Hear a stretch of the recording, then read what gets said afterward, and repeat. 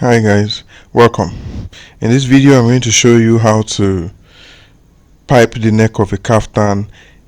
I'm going to give you tips and tricks on how to do it that is going to be as neat as the one I'm showing you on the screen, as the one I did myself.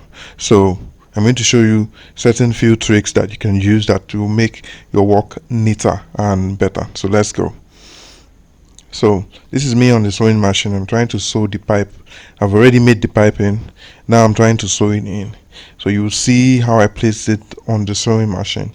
Now what you are going to pay attention to is my hands and how I place them while doing the sewing. So you realize that I checked the under to be sure that um, the stitch on top is catching the piping on the reverse side. So you see that I have one of my hands in front acting like I'm pulling it. I'm not actually pulling it, I'm just giving it a little nudge so that when I sew it, it doesn't create any crease on the sewing on the parts I am sewing on. It makes it clean as it's going under the sewing machine. So that's the first thing you could try. Then another thing is I always push the fabric in all the way to the other edge as the arrow is showing to the other edge, so that there is no possibility of the fabric coming out after sewing. You see how I act like I'm giving a little nudge and checking the reverse every time as I'm sewing it down. Now you see, you can see it from the screen. Sorry about the over too much brightness of my sewing machine light.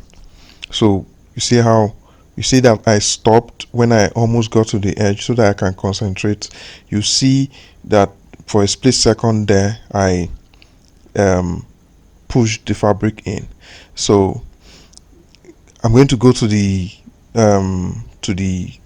table where I'm going to use the iron now, so you see how I'm going to do it. So if you are getting value from this video, please subscribe, like the video, and press the bell so that you can get all my content as I publish them.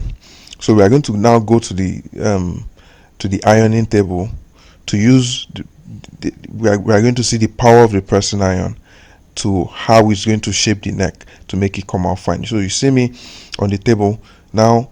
I'm going to iron it first, like iron it almost like I am ironing it individually, not trying to just trying to create the shape on the front of both sides. And you see how I'm using my iron. I'm not scrubbing the garment with my iron. I am pressing it. So you have to press, not scrub. And I'm ironing it on the reverse. Ironing it on the reverse has a lot of positive effect. Now the other iron that looks old is my cold press. That's what it's called.